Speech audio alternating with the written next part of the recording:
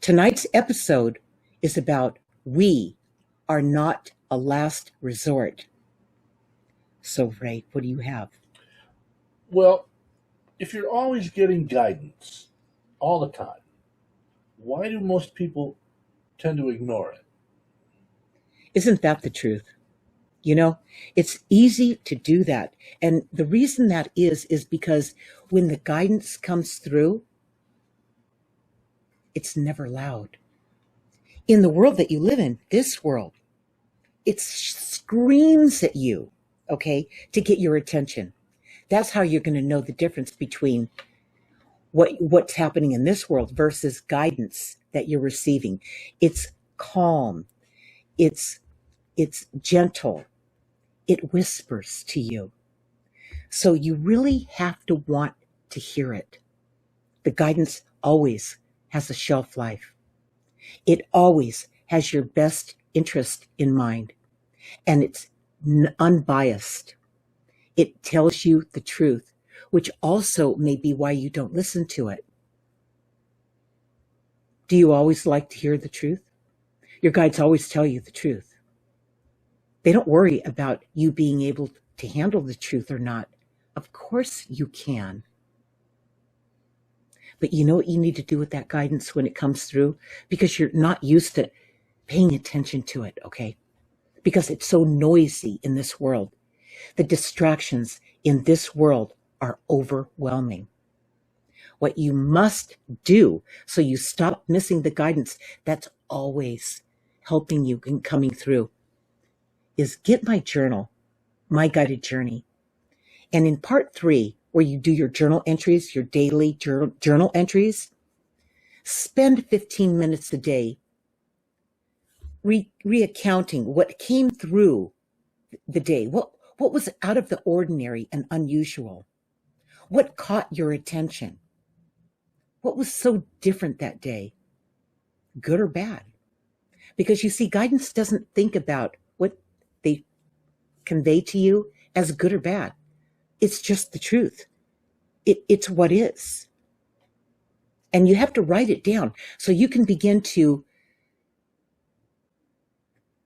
solidify that. You need to write it down so you can look back at what that is and go, oh, it doesn't feel like it felt the moment it came through, like it was inconvenient, or it felt, offensive, or it felt sad, or it felt whatever. Okay. It felt great, but I couldn't do it right now. Why did you tell me something I couldn't have right now? You won't understand how to digest the guidance until you begin to write it down. You're new at this. Okay. So that's what you need to do. Let me take a look at some of my notes here, because this is the insight. This is the insight right here. You would get this when you sign up for Linda's Weekly Guided Insights. You'll get this, and there's the rest of it right there. Okay. So there's a decent amount of information here, but it's not overwhelming. All right. They're not long-winded. They get right to the point. So when you receive this guidance, don't expect it to go blah, blah, blah, blah, blah, blah, blah, blah. It's not like people. They come right through, bam, and hit you with a one-liner. Okay. So don't overthink the guidance. That's another thing about this. If you're overthinking the guidance, here's how they described it. You're not trusting your own judgment. And when you can't trust your own judgment, that's because you don't trust yourself. And when you don't trust yourself, it's because you don't know yourself. You might say, yes, I do. I know who I am. You really don't. And guidance always resides in the moment. So you receive the guidance, boom, you get this realization, you get this epiphany, you get this aha or this wow moment. It's like a dream. If you don't write it down when you wake up, you will forget it. It will dissipate. Many times, just at this time, people put their foot to the floor to go to the bathroom. They forget it.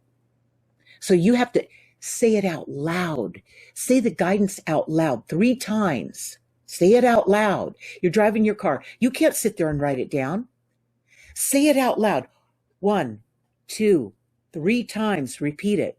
And just tell yourself, I'm not going to forget that because I must write that down. Carry your journal with you everywhere you go. That's not extreme. You live in 2 worlds, this world and the world you came from, with all of your team, all of your guides, okay, your angels, the light beings. They all came with you into this life, all those who you're connected to from the before life, who you return to when you're released from this life, okay? So they haven't gone anywhere. It's you came here and were assigned your amnesia, and guess what? You forgot where you came from. You forgot about them. Okay. So this guidance is something you can always rely on, unlike people. Okay.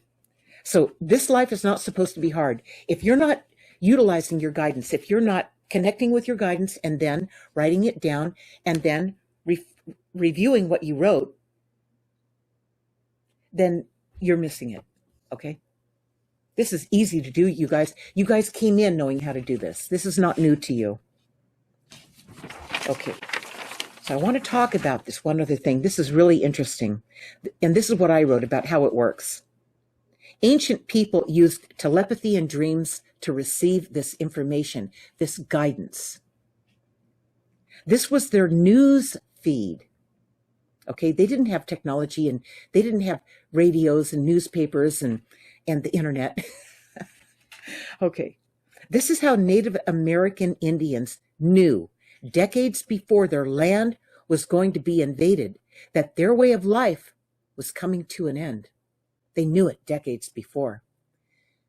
There's certain people who were assigned to know. They were the knowers in the tribe, and they were tuned in perfectly to this guidance. And when they told their tribe what was about to happen, what was coming their way, they didn't reject them.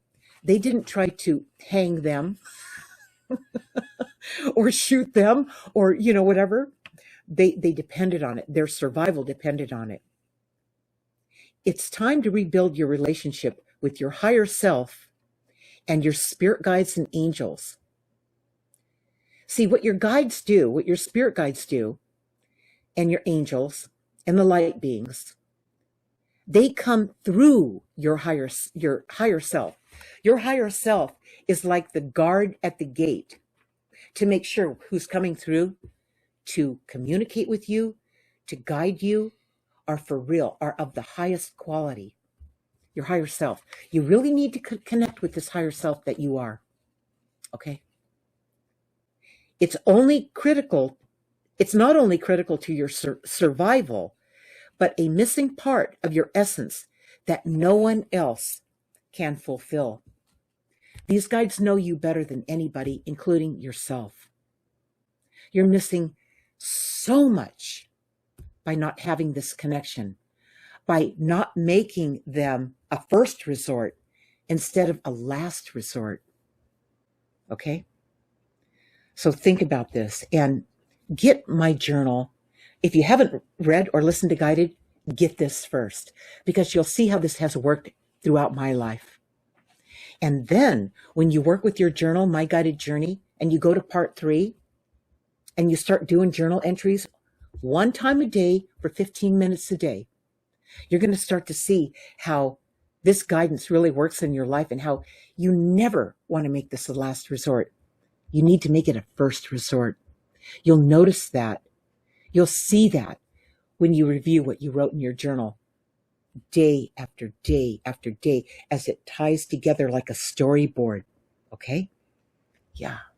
And this is the guidance you're always receiving. It's free and it has your best interest at heart. Okay. So if my work has changed your life in any way, positive way, please tell your like-minded friends about what I do. Just have them go to my website and go to the homepage, and they can get the idea about what I do and let them find their way through it, okay? And most importantly, my spirit guides and I love your comments, so keep them coming. Like always, the guides are going to close the session with their closing message about we are not a last resort. And here's Ray. And here we go. When you have a problem to solve, take a look at the most obvious solution. Is it something you should do first, or wait until you try everything else that doesn't work? Does it seem to be too easy? Is it something you believe will not work? It's not that you have a lack of faith in that solution, but a lack of faith in your abilities to implement it. Listen to your intuition and move in that direction. That's all there is to it. That's it, you guys. Okay. You have help. You are never alone and always being guided.